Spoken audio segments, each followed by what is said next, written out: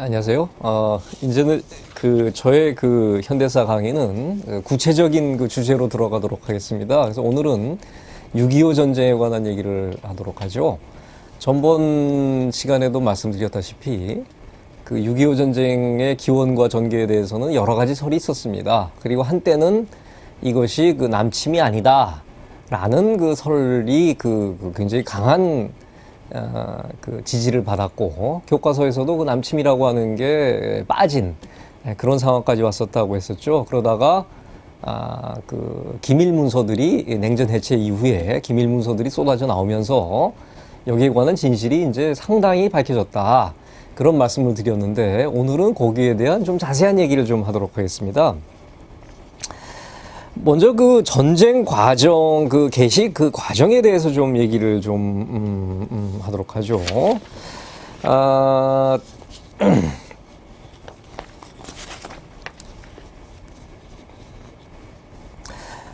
1949년 3월에 김일성이 모스크바에 방문했을 시에 처음으로 남침을 하겠다라고 하는 제의를 하게 됩니다. 이것은 그냥 제의로 이제 끝나게 되고, 49년 8월에 김일성이 스탈린에게 두 번째 제의를 하게 됩니다. 그런데 스탈린은 이때 거절을 하게 되는데, 그 이유는 장기전으로 갈 위험성이 있다, 그리고 미국이 개입하면 이게 참 곤란해진다 라는 두 개의 이유를 들었습니다. 그러다가 50년 1월에 김일성이 세 번째 제의를 했을 때 스탈린의 변화된 태도가 보여집니다. 뭐냐면은 중공, 당시에 국共내전에서 마오, 모택동이 이끄는 공산당이 이겼죠. 그래서 공산 정권이 섰으니까 중공의 지원 가능성이 있다라고 하는 것을 언급을 하면서 스탈린이 한 얘기가 도울 수 있다, 그러나 철저한 준비가 필요하다라는 얘기를 하게 됩니다. 자, 그럼 전쟁 개시 결정에 대한 얘기를 좀 해보도록 하죠.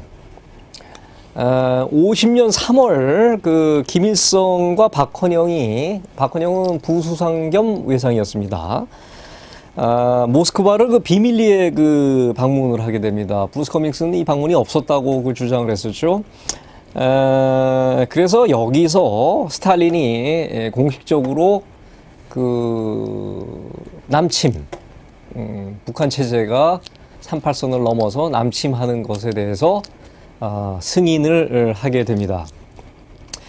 그 승인의 이유는 일단 49년 10월 중국 공산당이 국共내전에서 승리를 거두었기 때문에 중공이라고 하는 막강한 배후 세력이 존재를 하고 지원 세력이 존재를 할 수 있다는 점, 그 다음에 미국의 극비문서 NSC-48을 소련이 스파이 반응을 통해서 입수를 하게 되는데, 이 NSC-48의 내용은 한반도를 미국의 주요 방위선에서 제외할 수도 있다라고 하는 내용이었습니다.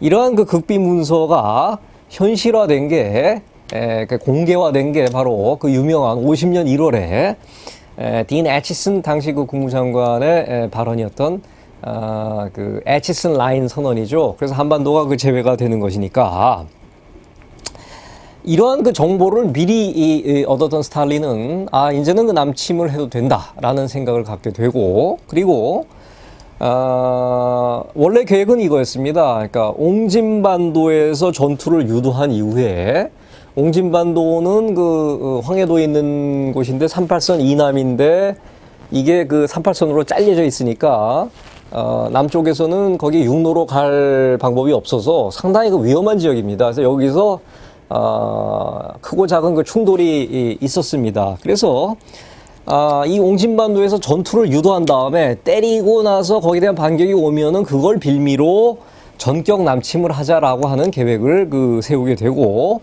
그 다음에 스탈린이 요구한 것이 베이징에 가서 모택동, 마오쩌둥의 승인을 얻어라 라는 것을 요구를 하게 됩니다. 그러면은 이런 과정들이 저희가 상당히 세세하게 이제는 알 수가 있는데요. 어떻게 이렇게 할 수가 있게 되었을까요? 아까도 말씀드렸다시피 소련의 기밀 문서가 소련이 붕괴되고 나서 비밀 해제가 되면서 알게 된 것인데 그 문서 발견 과정이 상당히 재밌습니다. 1991년에서 95년 사이에 그 러시아 문서고에서 그 찾아낸 문서들이 이제 결정적인 역할을 하게 되는데 여기서 그 캐서린 웨들스비 교수라고 제가 전에 얘기를 했었죠. 당시 그 플로리다 주립대 교수가 그 러시아의 그 비밀 문서고들을 뒤지다가 결정적인 그 문서를 하나 얻게 되고 그 문서를 통해서 계속 파고들게 되는데 재밌게도 이 문서는 브레즈네프 시대 때 그 문서입니다. 그래서 왜 브레즈네프 시대 때 6.25 전쟁에 관한 그 중요 문서가 있었는지 이게 참 그 궁금한 내용이었는데 그 전말은 이렇습니다. 그때 이제 중소 분쟁 때문에 중공과 소련의 사이가 나쁘고 중공이 우리는 6.25 전쟁 때 그렇게 북한을 도와줬는데 니네는 뭐 했냐라고 공격을 하니까 브레즈네프 당시 그 소련 최고 지도자였죠. 공산당 서기장이 아니 우리도 도와줬다라는 것을 보여주기 위해서 외교 문서를 정리해서 우리가 6.25에 이렇게 준비를 하고 도와줬다라고 하는 것을 정리를 한 문건이 나오게 됩니다. 그래서 그 문건을 따라 거꾸로 추적을 하다 보니까 이제는 그 상당히 많은 그 중요한 그 문서들이 나오게 된 것이죠. 그리고 1994년 6월 할러 정상회담에서 이때 저는 그 러시아에 있었습니다. 모스크바에 있었습니다. 당시 그 김영삼 당시 대통령이 이제 그 러시아를 방문하게 되는데 이때 그 할러 정상회담에서 보리스 옐친 당시 러시아 대통령이 김영삼 대통령에게 6.25 전쟁에 관한 문서들의 그 사본을 상당히 자세한 문서처리입니다. 사본을 그 전달을 하게 되면서 이것이 더 확실해지게 된 것입니다. 그래서 우리는 이 문서를 받아서 그것을 지금 국립외교원의 그 문서보관소에 지금 보관이 되어 있기 때문에 이것을 우리는 그 옐진 문서라고 부릅니다. 옐진이 그것을 우리에게 줬다 해가지고 그래서 그 문서를 보면은 뭐 상당히 자세하게 이제 그 6.25가 남침이었고 얼마나 면밀한 준비가 돼 있고 어떻게 돼 있는지에 대해서 자세히 알 수가 있는데 문제는 이것이 아니었다라고 주장했던 그 브루스 커밍스와 같은 그 수종주의 학자들 그리고 그것을 맹신했던 한국의 학자들은 여기에 대해서 침묵을 지키거나 아니면은 마지못해 인정을 하거나 뭐 그런 그 태도를 취하고 있습니다. 그러다 보니까 뭐 교과서에도 그 6.25가 남침이라는 사실이 표기가 안 됐었죠. 금성출판사 근현대사 교과서에서 요번에 나온 교과서 중에서도 남침이라고 하는 것은 어쩔 수 없이 얘기를 하지만 이것이 그 자연 발생적 내전이었다라고 하는 쪽으로 몰고 가려고 하는 그런 교과서가 한 4-5종 정도 있습니다. 아직도 그 옛날 그 사고에서 그 벗어나지 못하는 그런 이런 그 습관 때문에 그 생기는 현상이라고 저는 보고 있고요. 그리고 커밍스의 그 학자답지 못한 태도, 그리고 한국 학계의 후진성 이런 것들이 결합된 파행이라고 저는 생각을 합니다. 게으르든가 아니면은 솔직하지 못하든가 그것이 이 6.25 전쟁의 개전에 관한 오늘날의 그 혼선이 벌어지고 있는 이유라고 생각이 됩니다. 하지만 이미 문서상으로 그리고 세계학계에서 학문적으로 6.25가 면밀히 계획된 남침이었다, 의도적인 남침이었다라고 하는 것은 뭐 더 이상 이제 부인할 수가 없는 그런 그 사항이 돼버린 것 같습니다. 아쉽게도 우리 사회에서는 아직도 1980년대식 그 구닥다리 그 수종주의 사관을 무비판적으로 믿고 가르치는 그 교수나 그 학자들 그리고 이제 교사들이 너무 많다. 그런 얘기를 좀 드렸던 것 같습니다. 그러고 아까 이제 그 옹진반도에서 그 분쟁을 촉발한 다음에 내려가자라고 하는 그 원래 계획을 세웠다고 했는데요. 이 계획은 마지막 순간에 취소가 되고 전격적인 전 전선에서의 그 남침으로 그 수정이 됩니다.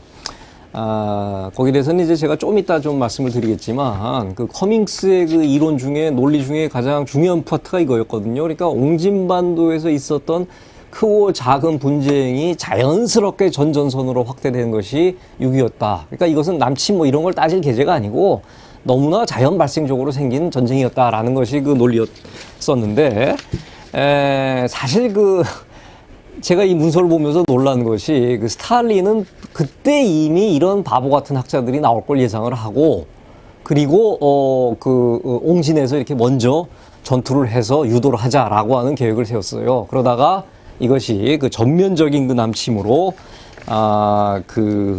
수정이 된다라는 것을 먼저 말씀드리고 싶습니다.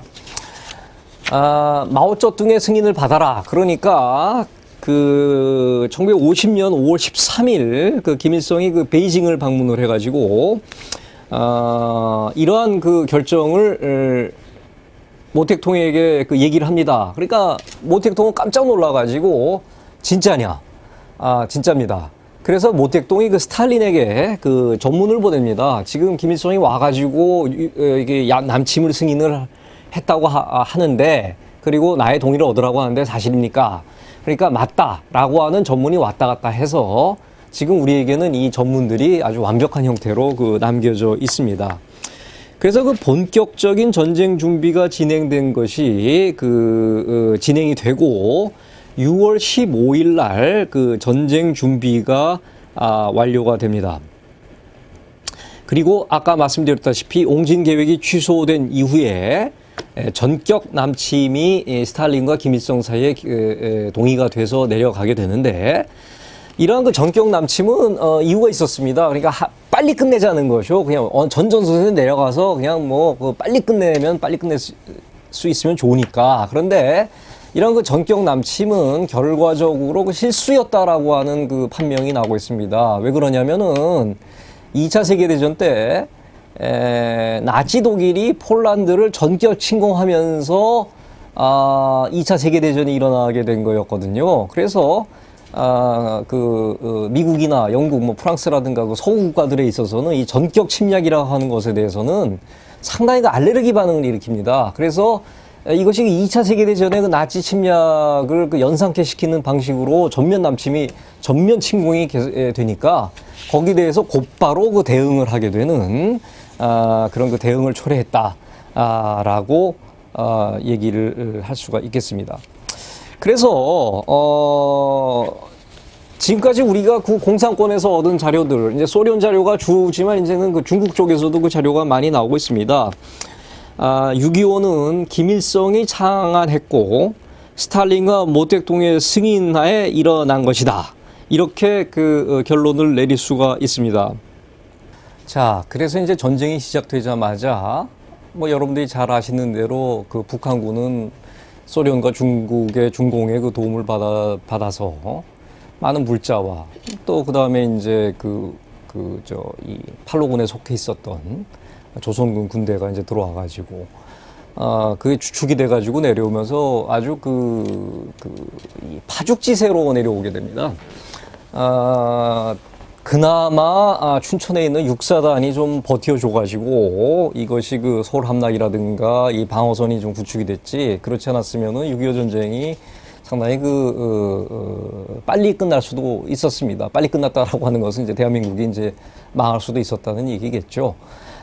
그래서 이렇게 서울이 함락이 되고 대전이 함락이 되고 하면서 끝없이 밀리다가 유엔의 유엔군의 이제 참전 결의가 있게 되면서 일단 일본에 있는 주도에 있는 미국군이 들어와서 이제 첫 번째 교전이 일어나게 되고, 하지만 또 미국이 또 거기서 좀 지게 되죠. 그래서 계속 밀리다가 이것이 낙동강 방어선에서